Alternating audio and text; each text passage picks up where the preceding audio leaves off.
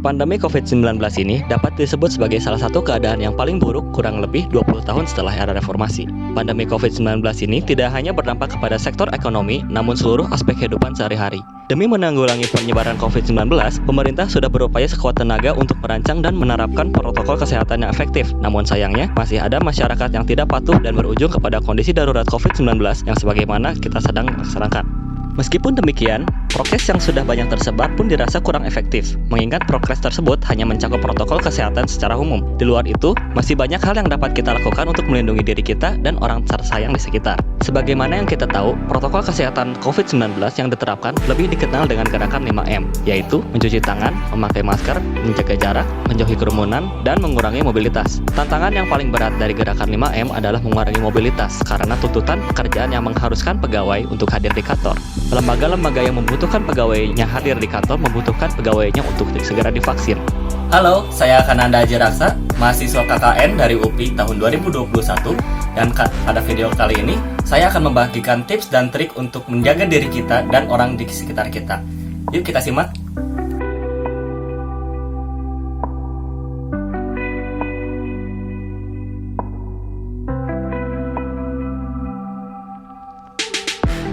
Vaksin adalah salah satu cara untuk kita agar dapat kebal dalam jangka waktu yang lama. Pemerintah dan lembaga kesehatan sekarang sedang mengajak masyarakat untuk segera divaksin.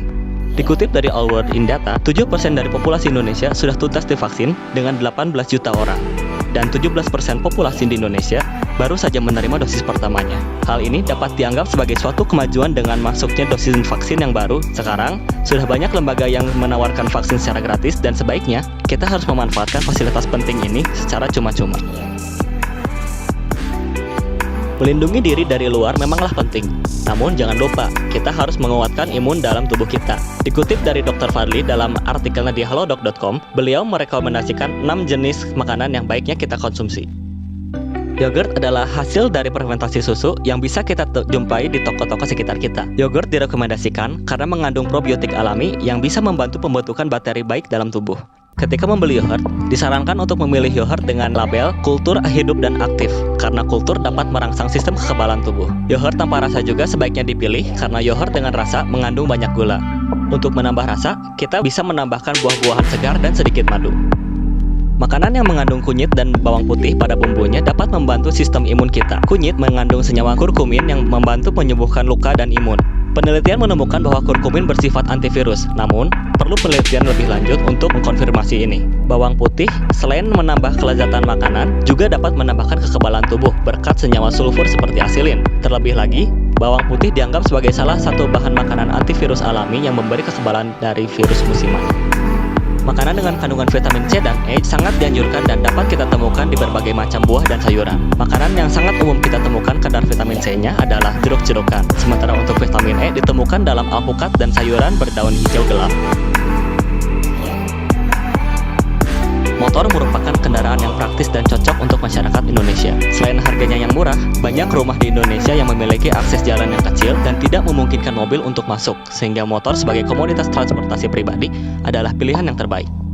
Dalam kehidupan sehari-hari, seringkali kita temui banyak pengendara motor yang lalai tata tertib berkendara. Dan tanpa kita sadari, pemakaian helm ketika mengendarai motor dapat melindungi kita dari penyebaran COVID-19, karena helm melindungi kepala kita dari hembusan angin di jalan. Hal ini dapat lebih efektif jika kita menutup kaca helm ketika berkendara. Memakai jaket juga dapat berpengaruh dan mengurangi penyebaran virus ini. Hal ini dikarenakan jaket menutupi anggota tubuh lebih banyak daripada pakaian sehari-hari. Selain jaket dan helm, sarung tangan juga dapat membantu mengurangi penyebaran. Tangan kita adalah anggota tubuh yang paling berpotensi menyalurkan virus lewat sentuhan, karena banyak sekali kegiatan sehari-hari kita lakukan menggunakan tangan. Ketika kita keluar rumah dan menggunakan motor, stang motor berpotensi menularkan virus lewat sentuhan, mengingat durasi dan frekuensi pemakaian motor di area terbuka. Dengan menutupi tangan kita dengan sarung tangan di saat berkendara, kita tidak juga hanya melindungi tangan kita dari luka yang dapat disebabkan oleh kecelakaan, namun dari penyebaran virus lewat sentuhan. Tahukah kalian bahwa kontribusi penularan virus COVID-19 terbesar adalah dari limbah infeksi? Limbah infeksi yang dimaksud di sini adalah sampah infeksius dari orang yang terinfeksi dan melakukan isolasi mandiri. Dikutip dari salah satu Satgas COVID-19, untuk menanggulangi hal ini, sampah bekas perawatan dalam isolasi mandiri sebaiknya disemprot disinfektan terlebih dahulu dan dilabeli media pengumpulan sampah dengan tulisan limbah infeksi. Juga, Sampah tersebut sebaiknya jangan disatukan dengan sampah lainnya dan diikat kencang untuk menutup celah udara agar virus tidak bisa bebas. Untuk orang yang tidak terinfeksi, metode serupa dapat kita terapkan. Sampah yang berpotensi menularkan virus seperti masker yang sudah dipakai dan akan dibuang disemprot terlebih dahulu dengan disinfektan dan disimpan di media sampah yang berbeda, lalu diikat erat-erat. Baik, itu saja tips dan trik yang bisa saya bagi. Semoga tips dan trik yang saya bagikan bisa membantu kita semua dalam menjaga kesehatan kita. Akhir kata, tetap sehat, tetap semangat dalam kegiatan sehari-harinya. Saya Kananda Aji Raksa, pamit undur diri. Terima kasih.